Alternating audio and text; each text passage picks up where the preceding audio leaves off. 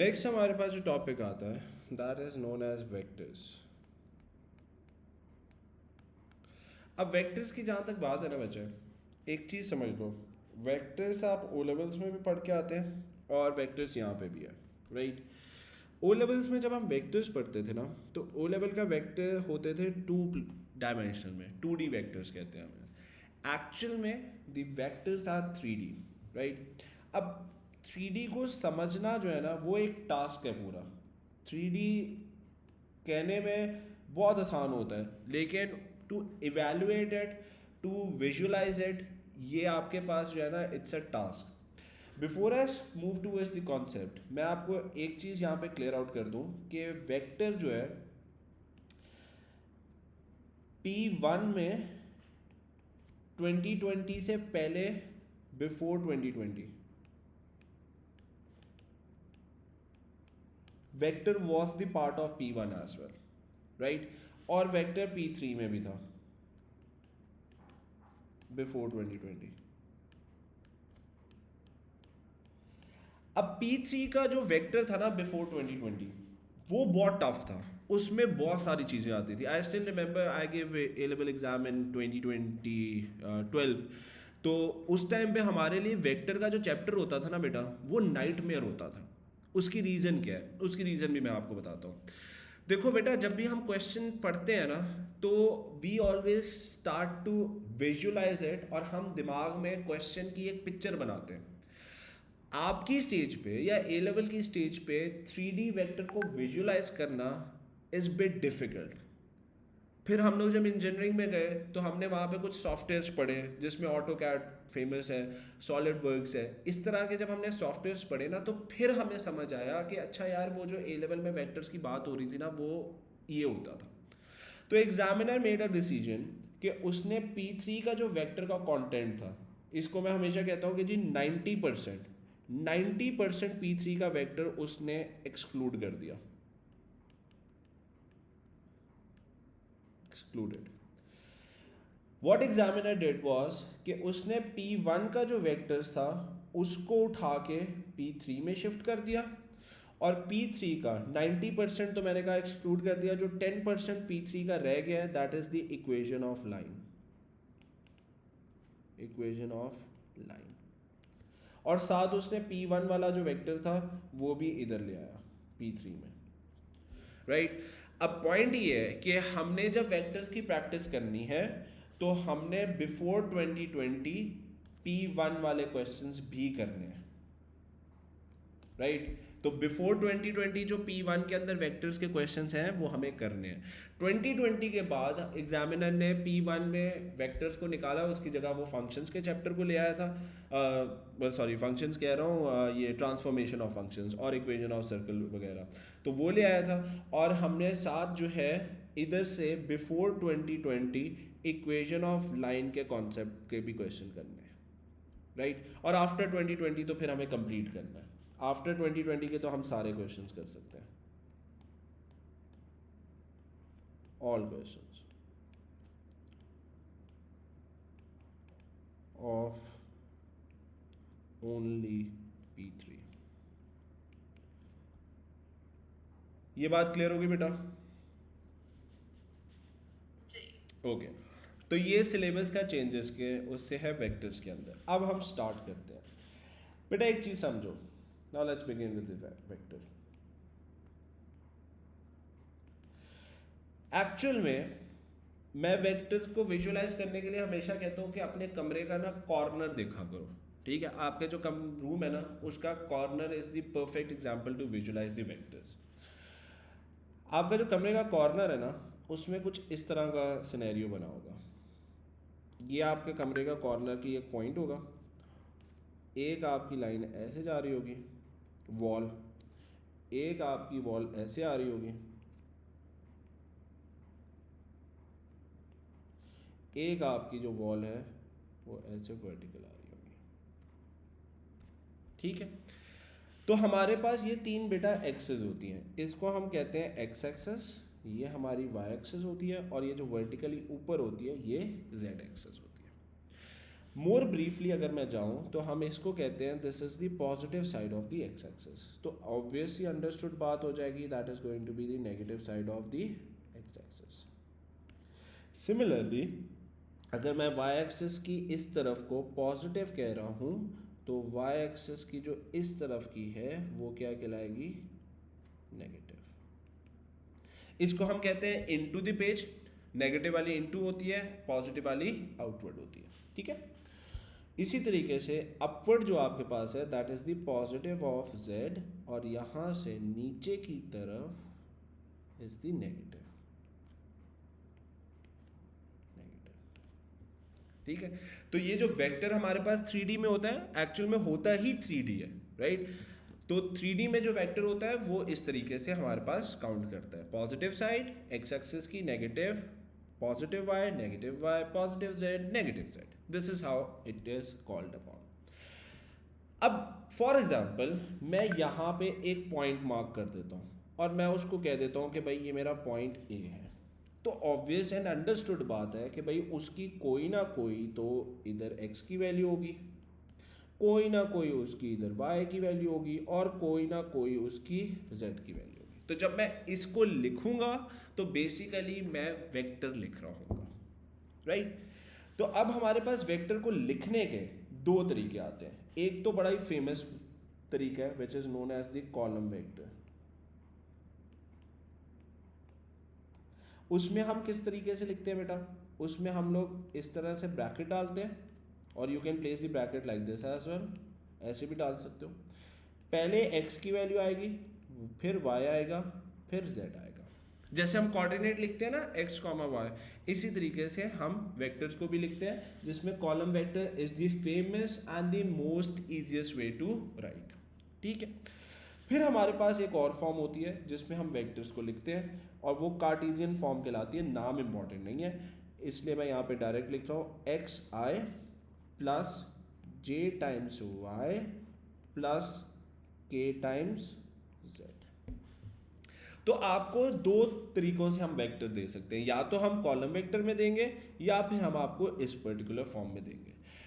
क्योंकि आप लोग ओ लेवल्स में यूजुअली कॉलम वेक्टर को डील करके आते हो तो आप लोगों को कॉलम वेक्टर बहुत आसान लगता है, तो इसलिए आप चाहो तो अगर हमने आपको इस फॉर्म में दिया है आप सबसे पहले उसको इस फॉर्म में कन्वर्ट कर लो, हमें कोई मसला नहीं है। हम आपको कॉलम वेक्टर की फॉर्म में भी आंसर वो वेक्टर देते होते हैं, राइट। तो अगर मैं एक एग्जाम्पल लूँ तो मेरे पास फॉर एग्जाम्पल अगर एक वेक्टर ऐसे लिखा हुआ है, लेट्स से 2 -3 5, तो इसको अगर मुझे कार्टेशियन फॉर्म में लिखना है तो वो मैं कैसे लिखूंगा, वो मेरे पास किस तरीके से आएगा, that is going to be written as 2i -3j plus 5k, ठीक है। आई जे के साथ लिखने हैं, एक्स वाई जेड की ये वैल्यूज होंगी। इसी तरीके से अगर मैं आपको लिख देता हूं 3 5 0, तो ये क्या बनेगा बेटा 3i प्लस 5j, और 0 के है तो इसका मतलब उसको लिखेंगे ही नहीं। इसी तरीके से अगर मैंने आपको इस तरह से दे दिया let's say 7i -6j plus 3k, तो आप इसको कॉलम वेक्टर में भी कन्वर्ट कर सकते हैं, that is going to be 7 -6 and 3। Likewise अगर मैं आपको दे देता हूँ -2j प्लस 7k, तो इसका मतलब क्या होगा, that is going to be written as 0 -2 7, ये आ जाएगा, ठीक है। So this is how we eventually represent the vector in the form. अब ये एग्जामिनर की मर्जी है भाई वो आपको कॉलम वेक्टर की फॉर्म में दे, ये एग्जामिनर की मर्जी है कि वो आपको कार्टेशियन फॉर्म में दे, आपको जो इजी लगता है आप उसमें कन्वर्ट कर लें। ठीक होगी बात बेटा यहाँ तक? ओके, ये नोट डाउन हो गया? जी जी आराम से करना।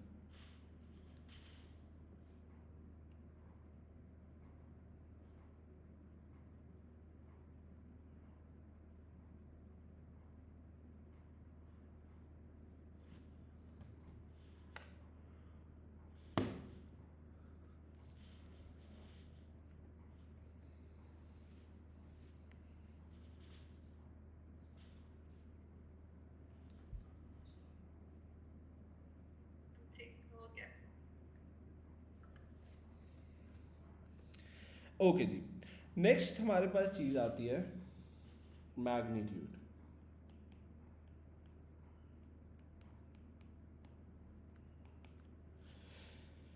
अच्छा बेटा, मैग्नीट्यूड का वर्ड कहीं पे भी आए, फर्स्ट चीज़ आपके जेहन में आ जानी चाहिए, लेंथ ऑफ अ वेक्टर। ठीक है, अब जैसे मैं एग्जाम्पल पे चलता हूँ, राइट, मैंने यहाँ पे इसको मार्क किया, ठीक है। अब हम वेक्टर को अगर ओ से ले रहे हैं, फॉर एग्जांपल ये मेरा ओरिजिन है, तो बेटा अगर मैं ओ से लेके ए तक एक लाइन ड्रॉ करूँ, तो ये जो मेरे पास लाइन है, इस लाइन का कोई ना कोई तो आपके पास लेंथ होगी ना, हो सकता है 5 हो सकता है 6 हो सकता है 7 हो। तो that length of the vector is basically represented by the magnitude. Magnitude किसे कहते हैं? मैग्नीट्यूड हमारे पास हमेशा लेंथ को रिप्रेजेंट करता है। अब मैग्नीट्यूड का जो सिंबल होता है, दैट्स दीज टू बार्स, ये दो बार्स जो होती हैं, दे आर दी सिंबल। अब इसको लिखने का हमारे पास मैग्नीट्यूड फाइंड करने का फॉर्मूला क्या है? बहुत ही सिंपल है, इट्स अंडर रूट एक्स का स्क्वायर प्लस वाई का स्क्वायर प्लस जेड का स्क्वायर। सिंपल, आपको कुछ भी नहीं करना है, आपको वैल्यूज का स्क्वायर लिख देना है और आप में प्लेस कर देना है, that's the magnitude of the vector. ठीक होगी बात बेटा? ओके, जल्दी से नोट डाउन करो, फिर एक स्टेप और आगे चलते हैं।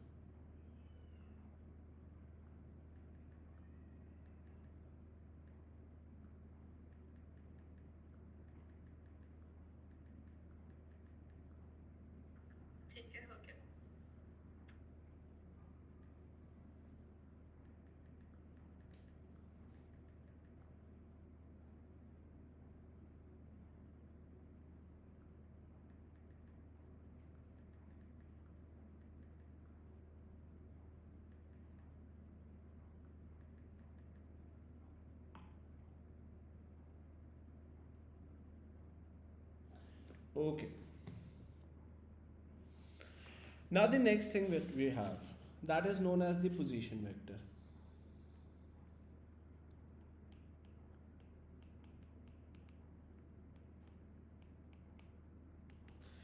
पोजीशन वेक्टर किसे कहते हैं?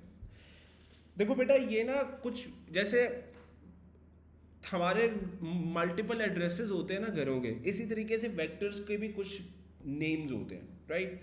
पोजीशन वेक्टर कौन सा वेक्टर होता है? वेक्टर होता है, पोजीशन वेक्टर कहते हैं vector with respect to origin. अगर मैं आपको कोई ऐसा वेक्टर दूं जिसका स्टार्टिंग पॉइंट ओरिजिन हो, जाए वो जिस मर्जी पॉइंट तक, स्टार्टिंग पॉइंट ओरिजिन होना चाहिए, तो ऐसा वेक्टर मेरा क्या कहलाएगा बेटा? That is known as the position vector. For example O A, for example O B, for example O C, for example O D. Starting point is origin. Vector बेटा, vector जब भी लिखते हैं ना ओ ए, तो इसके ऊपर ना हम ऐसे एरो हेड डाल देते हैं, इसका मतलब होता है कि भाई ओ से स्टार्ट हो रहा है, ए तक जा रहा है। इसी तरीके से इसके ऊपर भी डालेंगे ओ बी, ओ से स्टार्ट होके बी पे। इसी तरीके से इधर भी डालेंगे O C, starting point O going up till C. इसी तरीके से यहाँ पे भी डालेंगे O D, starting point O जा डी तक रहा है। अगर कोई ऐसा वेक्टर है जो कि ओरिजिन से स्टार्ट हो, ओ स्टैंड्स फॉर ओरिजिन, और जाए जिस मर्जी पॉइंट तक, वो हमारा कंसर्न नहीं है, ओ से स्टार्ट हो जाए जिस मर्जी पॉइंट तक, that particular vector is known as the position vector. अब अगर कोई ऐसा वेक्टर है जो कि ए से स्टार्ट होके ओ तक जा रहा है, so this is not the position vector, this is not the position vector, not a position vector. ठीक है, पोजीशन वेक्टर के लिए बेटा रूल क्या है? पोजीशन वेक्टर के लिए रूल हमारे पास है कि भाई स्टार्टिंग पॉइंट ओरिजिन होना चाहिए, जाए वो जिस मर्जी पॉइंट तक, हमें उससे कोई कंसर्न नहीं है। ठीक है, फिर हमारे पास आता है डायरेक्शन वेक्टर।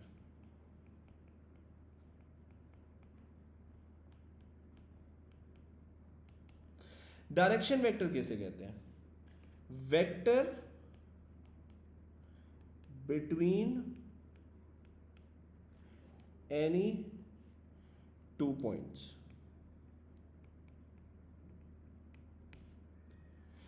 किसी भी दो पॉइंट्स के दरमियान का जो वेक्टर है वो हमारा क्या कहलाएगा, डायरेक्शन वेक्टर कहलाएगा। For example A B, A B का मतलब क्या है, ए से स्टार्ट हो रहा है बी पे जा रहा है। इसी तरीके से बी सी, बी से स्टार्ट होके सी पे जा रहा है। डी ई, डी से स्टार्ट होके ई तक जा रहा है। इसी तरीके से ई एफ, किसी भी दो पॉइंट्स के दरमियान का जो वेक्टर है वो हमारा क्या कहलाएगा बेटा, that is known as the direction vector. ठीक है, इवेंचुअली अगर मैं बोलूँ ना तो पोजीशन वेक्टर भी डायरेक्शन वेक्टर ही होता है, लेकिन पोजीशन वेक्टर क्योंकि ओरिजिन से स्टार्ट हो रहा है तो उसको हम एक स्पेशल नाम दे देते हैं कि भाई ये हमारा पोजीशन वेक्टर है। यहां तक क्लियर है बेटा? ओके। अब अगर मैं आपको कोई भी वेक्टर दे दूं, फॉर एग्जाम्पल अगर मैंने आपको ए बी दे दिया and you have to find the opposite of that vector, opposite of vector, यहां पे लिख दिया बी ए, तो all you have to do बेटा for that is change the science.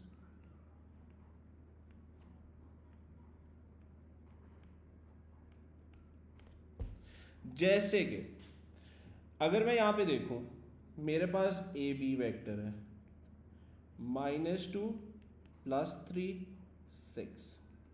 ठीक है, मैं आपसे कहता हूं आपने बी ए फाइंड करके देना है मुझे। आपको कुछ भी नहीं करना है, इन सारे वेक्टर्स के साइन चेंज कर देना है, तो क्या बन जाएगा, +2 -3 -6। किसी भी वेक्टर का ऑपोजिट वेक्टर, देखो बेटा वेक्टर कहते हैं ना वेक्टर क्वांटिटीज में डायरेक्शन बहुत इंपॉर्टेंट होती है। विदाउट डायरेक्शन वेक्टर क्वांटिटीज और वेक्टर इज नथिंग। ठीक है, अगर कोई बच्चा मुझे वेक्टर दे रहा है और उसने डायरेक्शन नहीं ना मार्क की हुई, वो वेक्टर ही नहीं है, राइट? तो डायरेक्शन मैथ्स में हम नेगेटिव या साइन से रिप्रेजेंट कर रहे होते हैं। तो अगर मैंने किसी को पॉजिटिव मार्क किया है, उसका ऑपोजिट क्या बनेगा, उसका नेगेटिव विल बी, आप उसके साइन चेंज कर दो, आपने उसके नेगेटिव लिख दिया या ऑपोजिट लिख दिया। ठीक है, इसी तरीके से अगर मैं आपको कह देता हूं मेरे पास ओ ए है, दैट इज लेट्स से -2 -2 3 5, और अगर मैं आपसे कहता हूं ए ओ फाइंड करो तो वो क्या होगा, +2। ठीक है, उसके बाद यहां पे क्या आ जाएगा, -3 -5।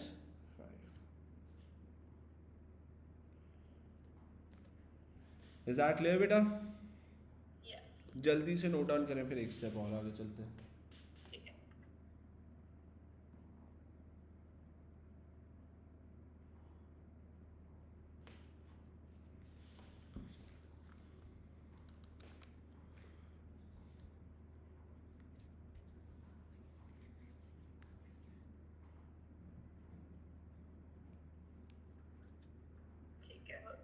हो गया? Okay. Now the point is, next हमारे पास जो चीज आती है दैट इज फाइंडिंग वेक्टर, या इस तरह से करते हैं, finding direction vector using position vector.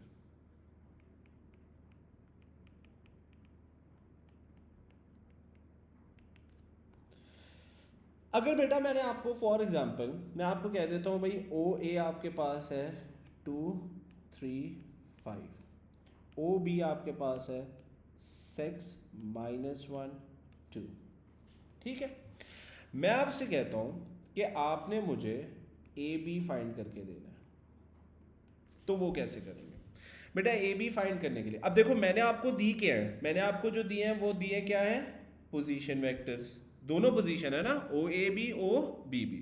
Find मैं आपसे कौन से करवा रहा हूं, मैं फाइंड आपसे करवा रहा हूं ए बी। अब ए बी डायरेक्शन वेक्टर है, अगर हमें, मैंने हेडिंग क्या दिया है, अगर हमें डायरेक्शन वेक्टर फाइंड करना हो और गिवन हमें बेटा क्या हो, पोजीशन वेक्टर्स, तो उसका रूल क्या है? उसका रूल बेटा हमारे पास ये है कि आपने करना ये है, जो बाद में लेटर लिखा हुआ है, बाद में कौन सा लेटर है यहाँ पे, बी, इसका पोजीशन वेक्टर पहले लिखेंगे ओ बी, बीच में माइनस आएगा और फिर पहले वाला लेटर का पोजीशन वेक्टर आ जाएगा. So it is going to be जो बाद में लेटर है उसका पहले, और जो पहले लिखा हुआ है उसका बाद में. Always that is the rule. अब अगर मैं आपसे पूछूं, फॉर एग्जाम्पल हम वैल्यू भी फाइंड करेंगे. फॉर एग्जाम्पल अगर मैं आपसे पूछूं पी क्यू, तो इसका क्या होगा बताओ मुझे. शाबाश. इसी तरीके से अगर मैं आपसे पूछूं आर एस, तो उसका क्या बनेगा. होगा. तो सिंपल सा रूल है वो, और अगर आपको याद हो तो हम ओ लेवल्स में भी ये पढ़ के आते हैं. Next what you have to do is that, आपको सिंपल सिंपल फाइंड करने के लिए यहाँ पे प्लेस कर देना है. तो क्या बनेगा हमारे पास, this is going to be 6 minus 1 2 minus 2 3 5. Right. अब माइनस करना भी बहुत आसान है. एक्स वाली टर्म्स को एक्स वाले से करना है, वाई वाले को वाई वाले से, जेड वाले को जेड वाले से. तो 6 minus 2 that's 4, minus 1 minus 3 that is minus 4, 2 minus 5 that is minus 3, and this is my direction vector AB. End of story. Clear होगी बात बेटा. जल्दी से नोट डाउन कर लो.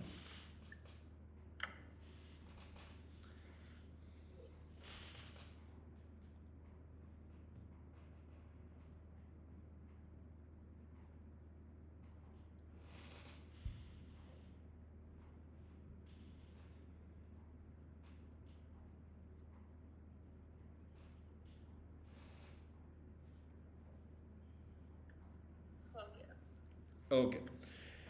नेक्स्ट हमारे पास जो चीज आती है that is known as the unit vector.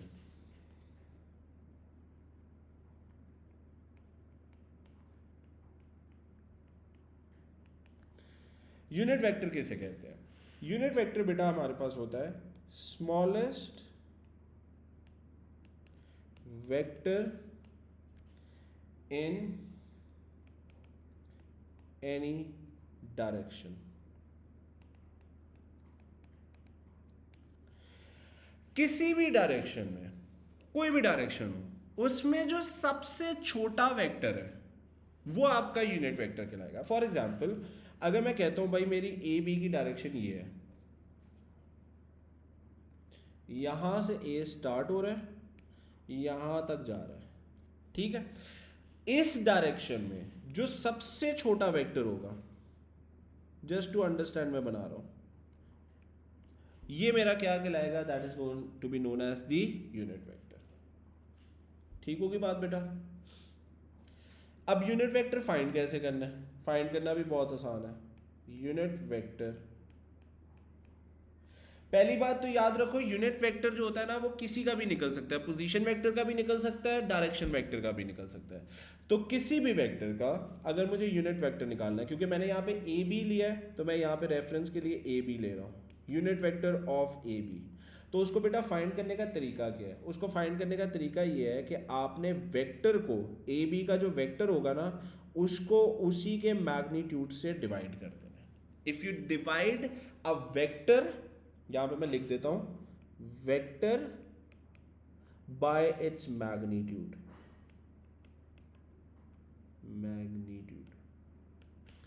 अगर मैं वेक्टर को ही पकड़ के उसी के मैग्नीट्यूड से डिवाइड कर दूं तो वो मेरे पास क्या बन जाएगा बेटा, वो मेरे पास मेरा यूनिट वेक्टर बन जाएगा. क्लियर होगी बात बेटा.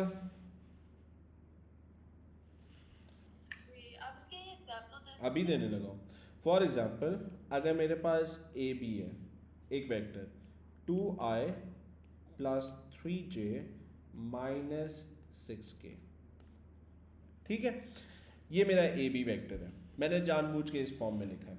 सबसे पहले आपने क्या करना है, मैग्नीट्यूड ऑफ ए बी निकाल लेना. मैग्नीट्यूड फाइंड करने का क्या फॉर्मूला बताया था मैंने, 2 का स्क्वायर प्लस 3 का स्क्वायर माइनस और अदर प्लस माइनस 6 का square. So that is going to be under root क्या बनेगा 4 प्लस 9 प्लस 36. तो यहाँ से मेरे पास क्या आएगा, that is going to be under root of 49 which is going to be 7। ठीक है, अब ये मेरे पास मैग्नीट्यूड आ गया। Unit vector of A B कैसे निकलेगा,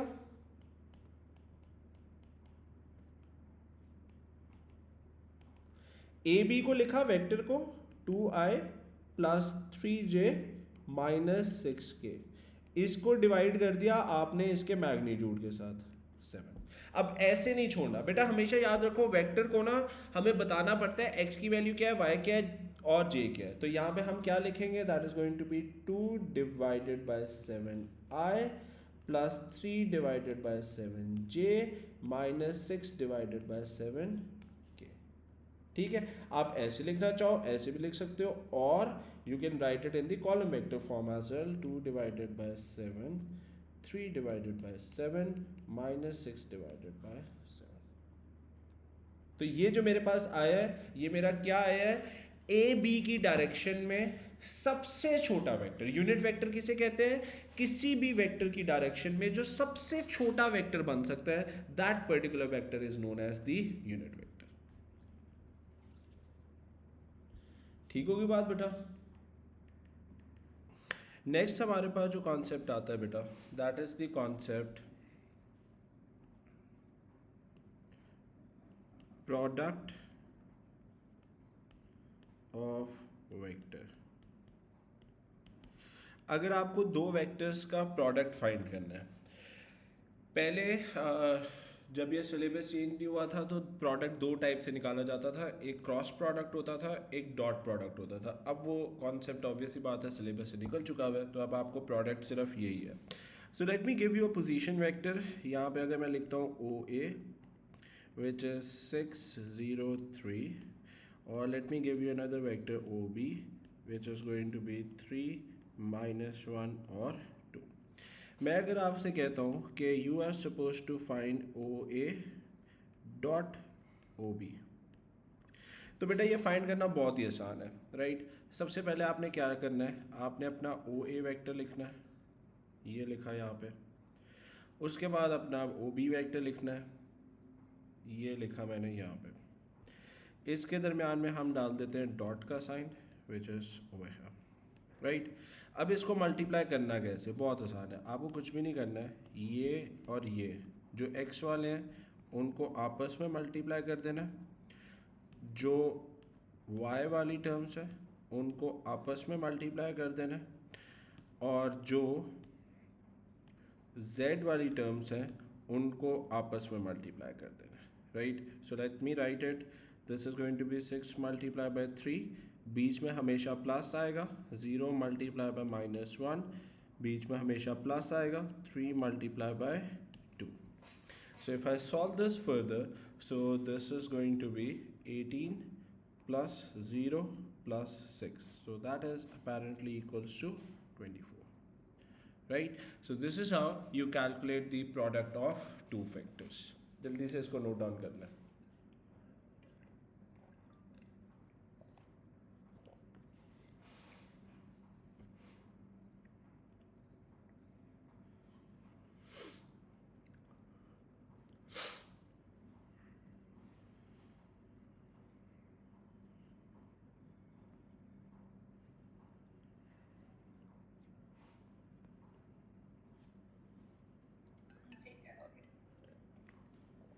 ओके, अब ये जो प्रोडक्ट का कॉन्सेप्ट है ये यूज़ कहाँ पे होना है, ये यूज़ होता है जब हमें angle between two vectors, right. अगर आपको किसी भी दो वेक्टर्स के दरमियान का एंगल निकालना है तो वहाँ पे हमारा ये वाले कॉन्सेप्ट्स यूज़ होते हैं। अब एक चीज़ समझ लो बेटा, before we proceed towards this, याद रखिएगा वेक्टर्स जो है वो डिग्रीज में सॉल्व होगा।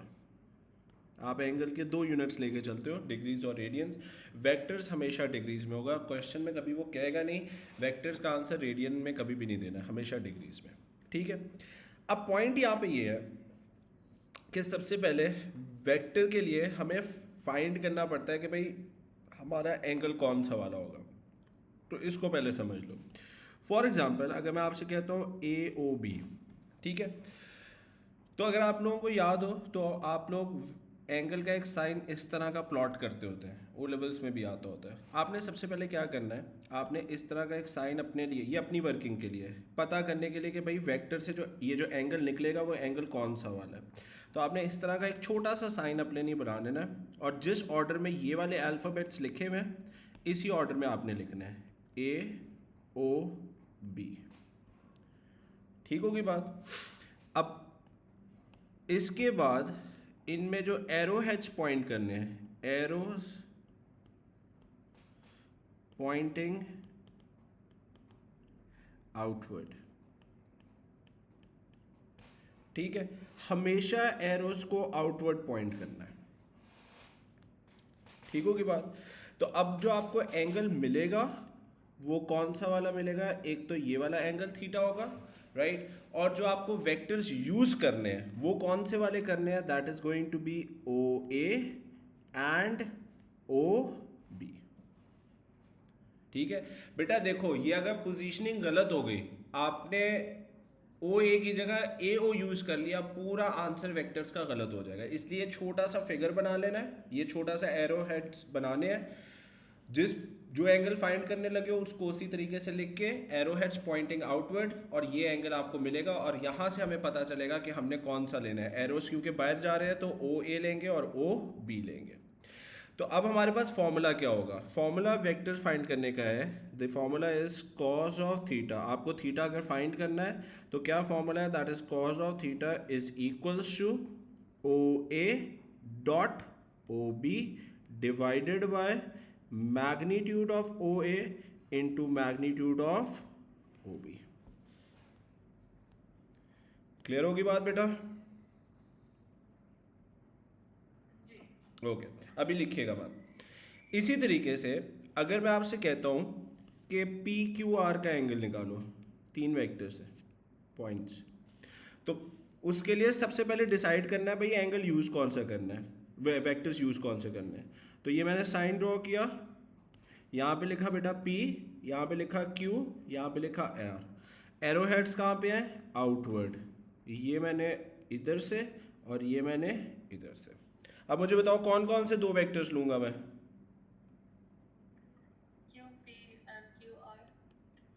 And Q R. तो अब फॉर्मूला क्या बन जाएगा, that is going to be cos of theta is equals to Q P dot Q R divided by magnitude of Q P into magnitude of Q are.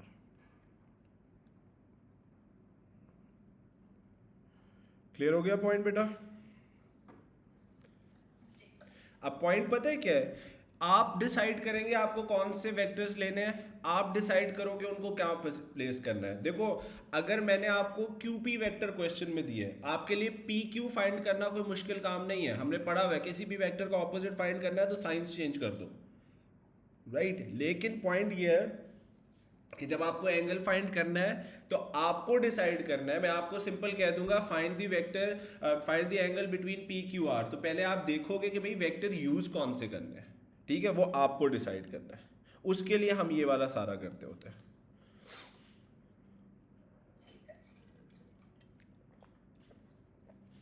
Note down हो गया?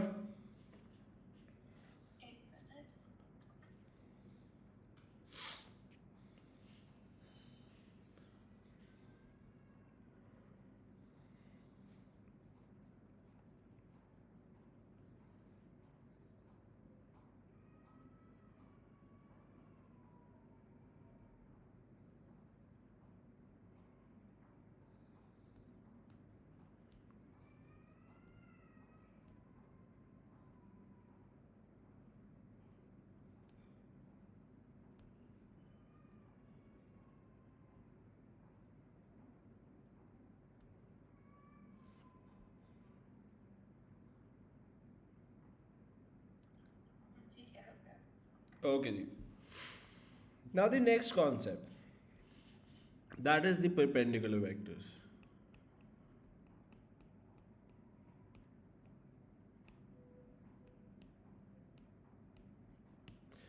बेटा अगर दो वेक्टर्स परपेंडिकुलर हैं, क्योंकि वो ना question में ये भी कहता होता है कि भाई show that these two vectors are perpendicular, तो हमेशा याद रखो if the two vectors are perpendicular तो हम ये कहते हैं that O A, let's say दो वेक्टर्स है ओ ए है और ओ बी है, अगर ये परपेंडिकुलर है तो हम कहेंगे O A dot O B equals to zero होगा।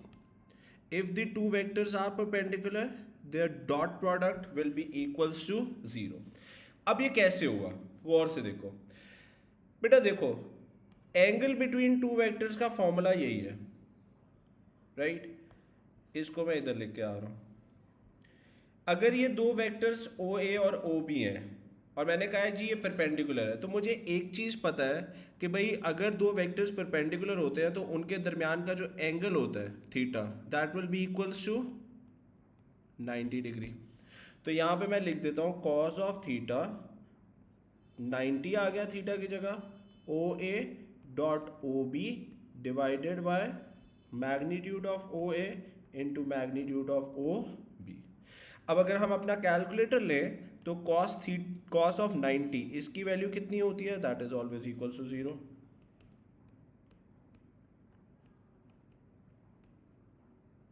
डिवाइडेड बाय,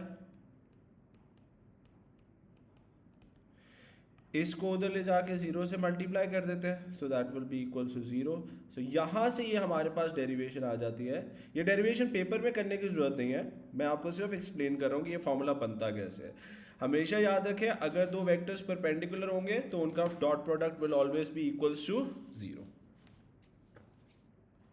ठीक होगी बात?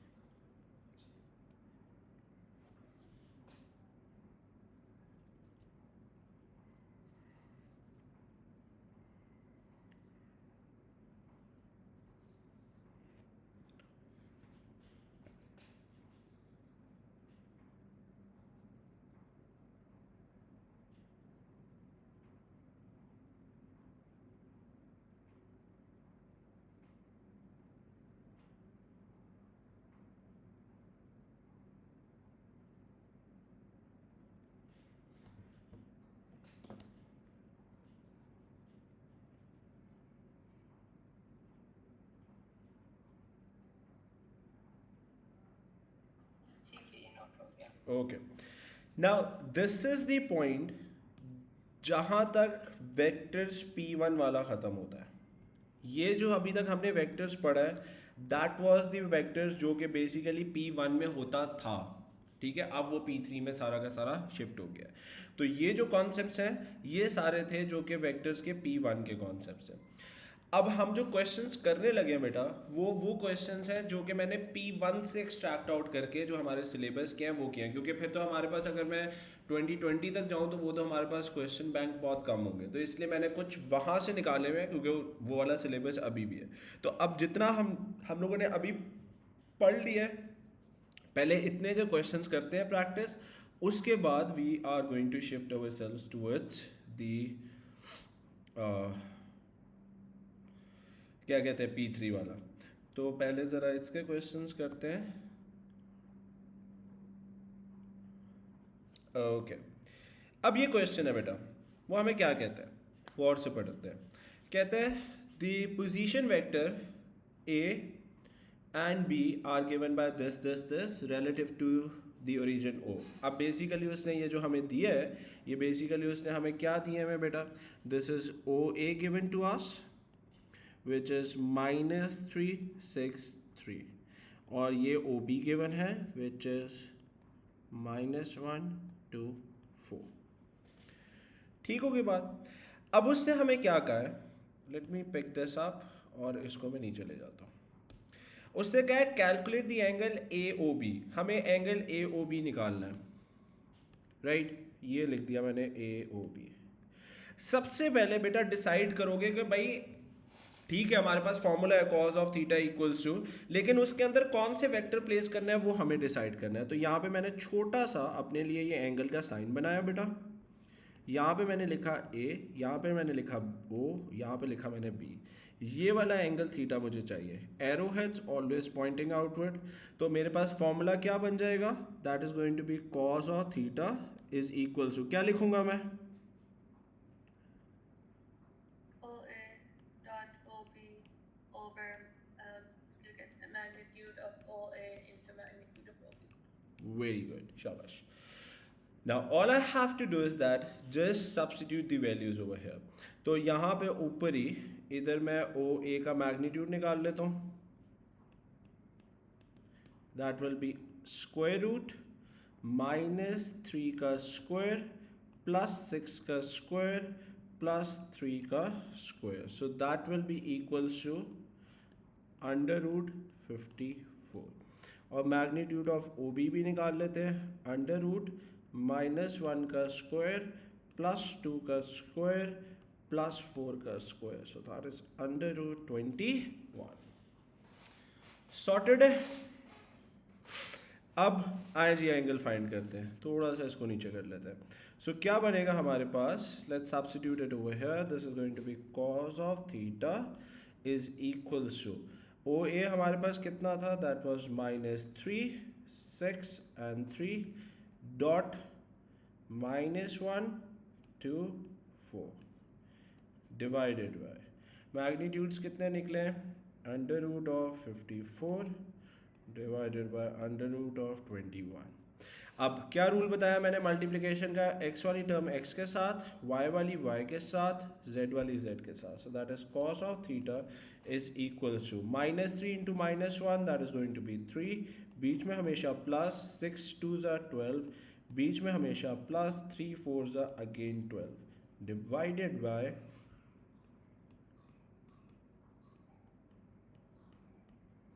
ये आ गया, राइट. अब अगर मैं इसको फर्दर सॉल्व करूं, so that is cos of theta is equals to 12 + 12 24 + 3 that is 27 divided by √54 dot √21. So if I want to solve this further, so that is theta is equals to cos inverse 27 divided by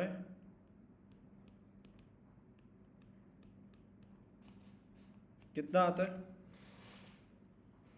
make sure your calculator is in degree mode.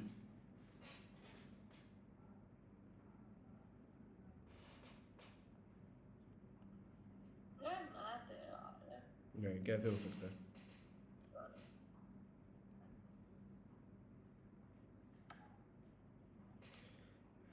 Let me solve it.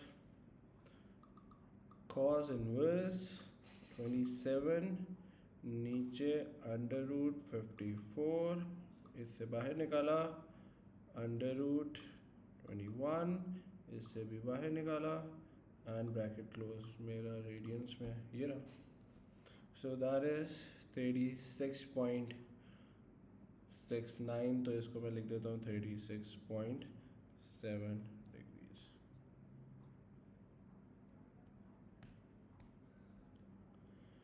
ठीक होगी बात, जल्दी से note down करें, फिर इसका second part करते हैं.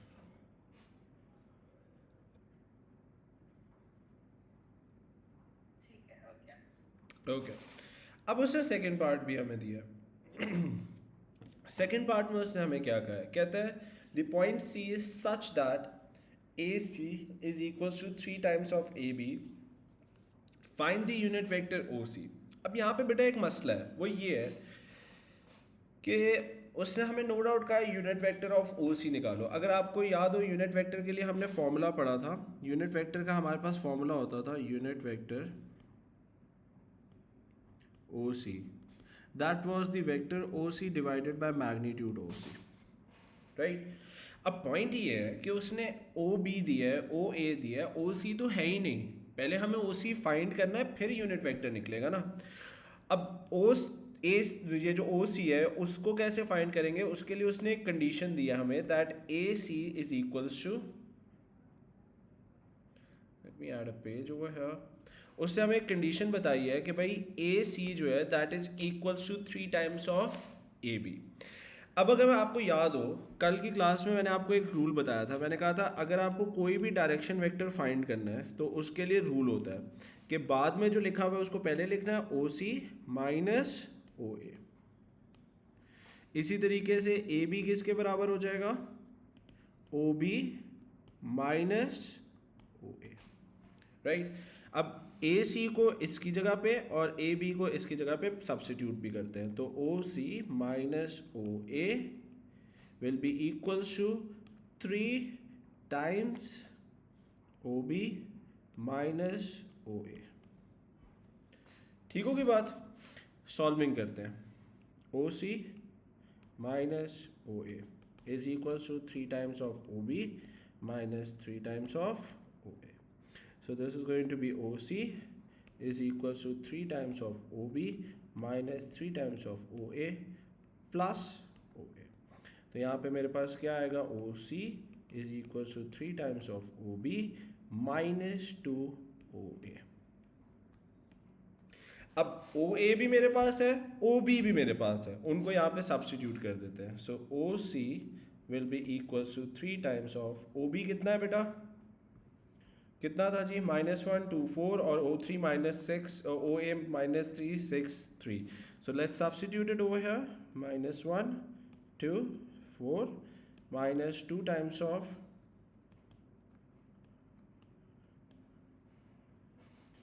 ठीक है, क्या बनेगा हमारे पास, this is going to be -3 6 12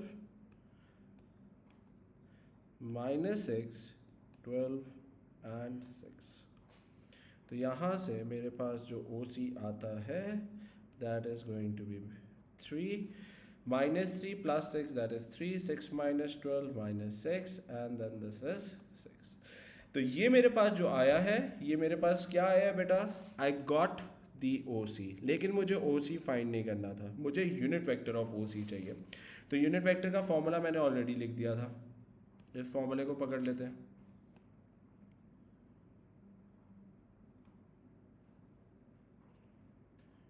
right तो OC हमारे पास आ चुका हुआ है, मैग्नीट्यूड ऑफ OC निकालते हैं सबसे पहले। Let me bring this over here.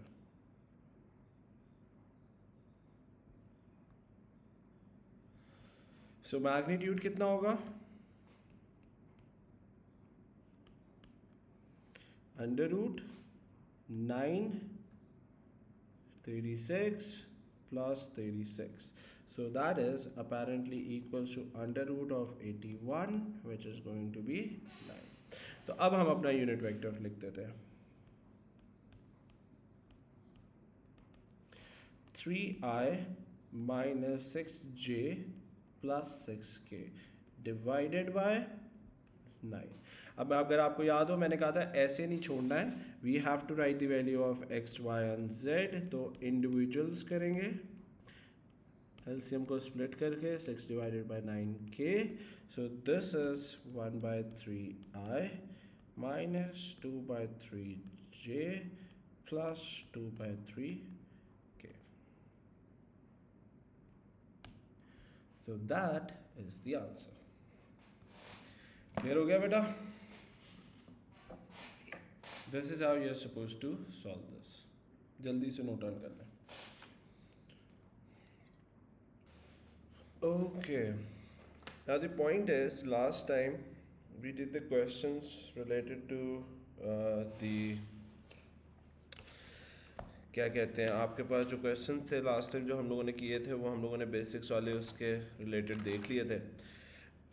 Today we are going to move one step ahead, और जो नेक्स्ट टाइप के आपके पास क्वेश्चंस आते हैं वो हमारे पास ये वाले क्वेश्चंस हैं। नाउ द पॉइंट इज बेटा, in these type of questions the dynamic is different. गौर से सुनिएगा, अभी तक जब भी क्वेश्चन होता था तो उसमें हम आपको पोजीशन वेक्टर ओ ए दे देते थे in the form of column vector i j k, या फिर आपको ओ बी साथ मिल जाता था कॉलम वेक्टर आई जे के की फॉर्म में, राइट। तो आप उसको इम्प्लीमेंट कर लेते थे। नाउ नेक्स्ट जो हमारे पास टाइप ऑफ क्वेश्चन आते हैं वो ये वाले हैं जिसमें वो हमें इस पूरे क्वेश्चन को अगर मैं पढ़ूं तो उसने हमें बताया ही नहीं है कि वेक्टर क्या है. Instead of that what he has provided us is that कि हमें उसने ये बता दिया है कि जी आपके पास ये एक फिगर है और इस फिगर के अंदर we are suppose to find the column vectors first. हम इस फिगर को यूज़ करेंगे और पहले हम खुद कॉलम वेक्टर फाइंड करेंगे. ठीक होगी बात. Now, for these type of questions, the figure is damn important and instruction जो वो देता है question में वो बहुत important है. तो आए पहले पढ़ लेते हैं. कहते हैं the diagram shows a semicircle prism with this horizontal rectangular base ABCD. Fair enough. कहते हैं the vertical end AED and BFC are semicircle with the radius 6 centimeters. Fair enough. The length of the prism is 20 centimeter. The midpoint of AD is O. ए और D का जो mid point है वो O है. The mid point of B C is M and the mid point of D C is N. ये आपके पास M जो है ये बी सी का मिड पॉइंट है, एन जो है वो डी सी का मिड पॉइंट है. ठीक है. E and F are the point highest point on the semi circle and of the prism. The point P lies on E F such that E P is equal to 8 centimeter. It says that unit vector I, J, K are parallel to OD, OM and OE respectively. Express each of the vector PA and PN in form of I, J, K. अब इस question में वो पहले हमें कह रहा है कि भाई पी ए भी फाइंड करो, पी एन भी फाइंड करो. फर्स्ट हमें वो वेक्टर्स फाइंड करके उसको देने हैं, उसके बाद आगे क्वेश्चन प्रोसीड होगा. अब अगर हम लोग प्रीवियस उसको रिकॉल करें तो मैंने एक चीज़ बताई थी. मैंने कहा था भाई अगर मुझे पी ए फाइंड करना है which is the direction vector, कैसे फाइंड हो सकता है? ओ ए माइनस ओ पी. यही होता है बेटा. लाइकवाइज अगर मुझे पी एन फाइंड करना है तो that will be apparently equals to O N minus O P. Now the main point in this question is मुझे उसने ना ही ओ ए दिया है, ना ही ओ पी दिया है, ना ही ओ एन दिया है, ना ही ओ पी दिया है. मुझे उसने फिगर दे दिया है और उसने कहा ये फाइंड करो.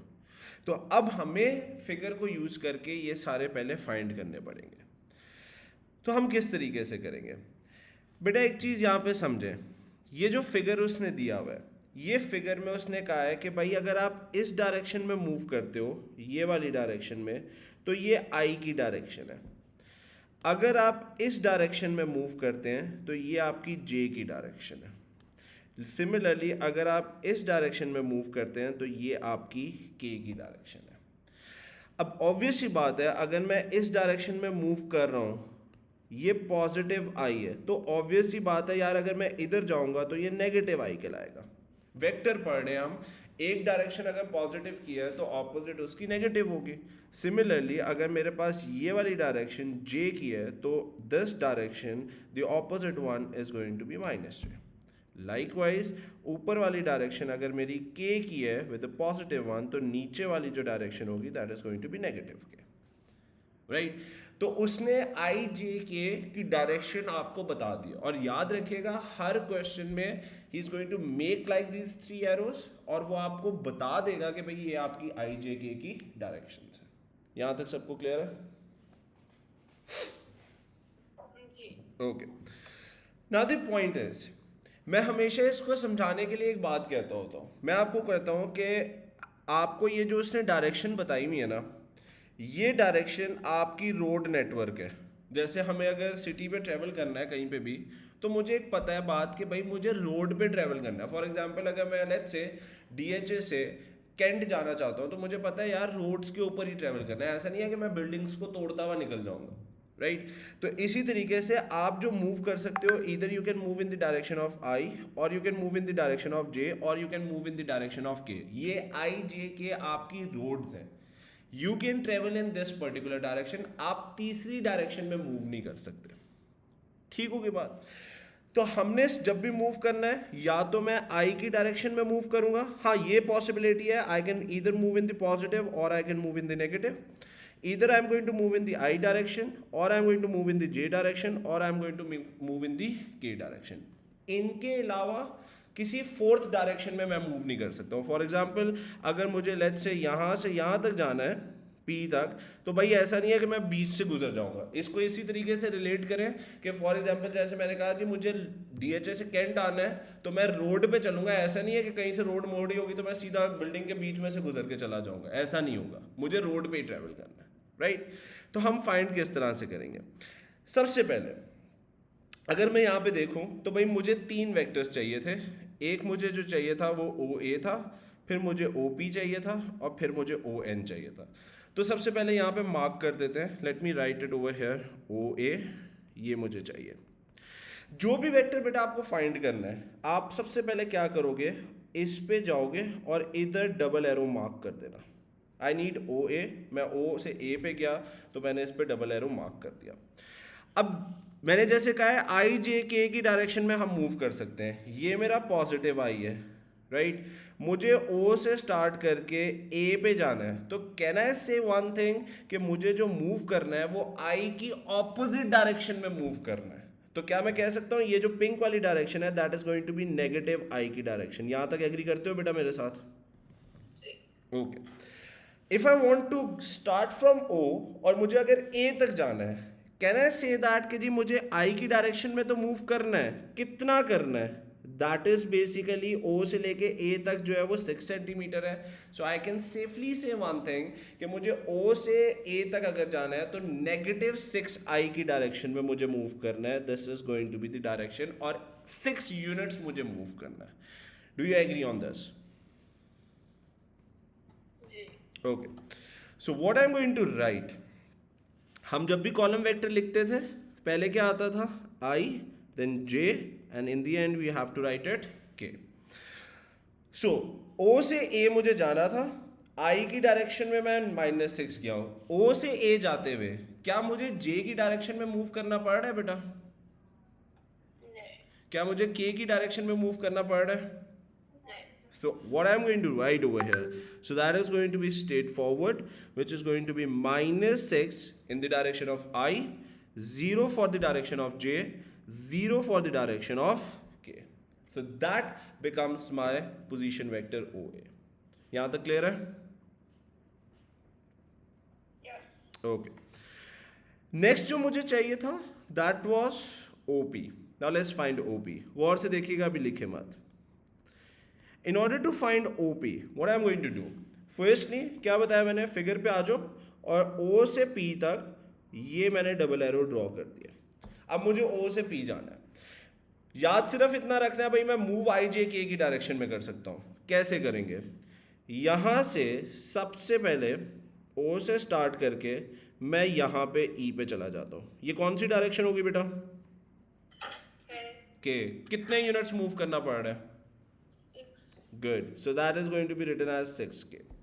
उसके बाद यहां से I am going to move in this particular direction. ये कौन सी डायरेक्शन हुई? J. And how many units? 8. So that's 8J. So if you can see, I started from O और मैं P तक पहुंच गया हूँ। I की डायरेक्शन में मुझे मूव ही नहीं करना पड़ा। So what I am going to write over here, this is going to be 0, right? And then this is going to be 8, and then this is going to be 6. Sorted यहां तक? Okay, कौन सा वाला रह गया? We are left with ON. So let's do that. ON क्या होगा? Starting from the O all the way around N, ये आ गया जी इधर, ठीक है। So let's move in this particular one as well. क्या होगा? सबसे पहले मूव करते हैं O से D, ये डायरेक्शन। कौन सी डायरेक्शन बनी बेटा? How many units? 6. With a positive as well, right? दूसरा, D से N तक, which direction this is? J. And how many units? 10. क्यों? क्योंकि N उसने हमें क्वेश्चन में बताया था it's the midpoint of DC. So पूरी लेंथ 20 की है, so half of it is going to become 10. So if I want to write that, this is going to become 6, 10 and 0. Agreed? Yes. So if you look upon one thing, उसने मुझे position vectors नहीं दिए थे इस question में, so that's not a thing to worry upon. अगर वो आपको क्वेश्चन में फिगर दे दे तो बेटा हम अपने पोजीशन वेक्टर्स खुद भी फाइंड कर सकते हैं, right? So this is how the next type of questions the examiner give it to us, right? So that is going to be P A is equals to क्या था जी, ओ ए minus O P. सो ओ ए मेरे पास आ चुका है -6 0 0 minus OP, that is 0 8 and 6. So that is going to be -6 minus 0, that is going to lead us to -6, 0 minus 8, that is -8, 0 minus 6, that is -6, and that is PA. Likewise, I was supposed to find Pn as well, so that is Pn is equals to On कितना होगा बेटा हमारे पास, On was 6 10 0 minus OP, OP कितना था, this is 0 8 and 6, so that is 6 minus 0, that is 6, 10 minus 8, that is 2, 0 minus 6, that is -6. So that is the answers for the first part. यहाँ तक clear है बेटा? ओके, सो सिंपल सा rule याद रखना है। अब हमें क्वेश्चन में वो पोजीशन वेक्टर्स नहीं देगा, instead of that is going to provide us with the figure. We are going to use that figure in order to find the value of your position vectors first, and then we can find the direction vector जो भी उसने हमें find करने के लिए कहा हुआ है। Sorted हो गई यहाँ तक बात? Okay. कर सकते हैं, लेकिन उसको मैं अभी नहीं रिकमेंड करूँगा। फर्स्ट जब आपकी स्ट्रॉन्ग ग्रिप हो जाए वेक्टर्स को, फिगर को, क्योंकि देखो अभी तो हमने फर्स्ट क्वेश्चन किया है, right?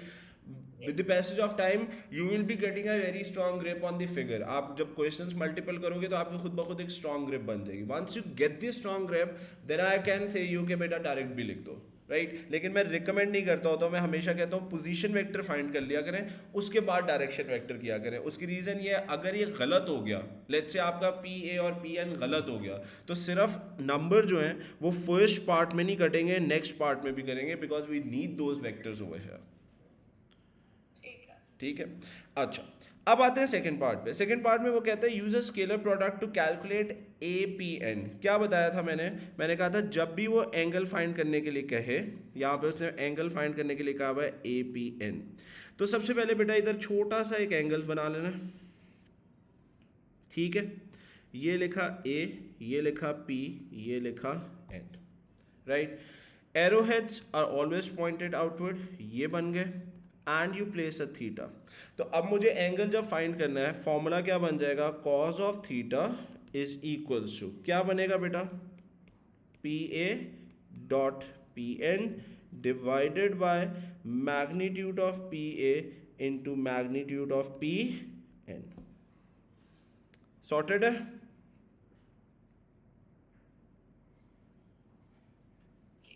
Okay, so now what we are going to do is that we are supposed to place the column vectors over here. So that is cos of theta is equals to PA कितना है, -6 -8 -6। अगर हम देखें तो पिछले part में हम PA भी फाइंड करके आए हैं और PN भी फाइंड करके आए हैं। So let's substitute it over here. Dot this is going to be 6 to -6 divided by magnitude कितना होगा, मैग्नीट्यूड के लिए स्क्वायर रूट -6 का स्क्वायर प्लस -8 का स्क्वायर प्लस -6 का स्क्वायर डॉट 6 का स्क्वायर प्लस 2 का स्क्वायर प्लस -36 का square. So if I solve this further, this is cos of theta is equals to, कैसे मल्टीप्लाई करते थे, i goes with i, j goes with j, k goes with के। तो -6 into 6 that leads us to -36, -8 into -2 that is -16, -6 into -6 that is +36 divided by 36 plus 36 plus 8, 64 not 8, under root 136 dot square root 36 plus 36 that is 72 plus 2 that is plus 4 that is going to lead us to 76. Now in order to solve this, ये और ये cancel हो जाएगा, so that is cos of theta is equals to -16 divided by under root 136 dot under root of 76. तो यहाँ से जो theta की वैल्यू आती है, make sure you place the negative as well, 99.1 degrees, and angle of the vectors is always given in degrees, so that gives us the answer. Clear है बेटा?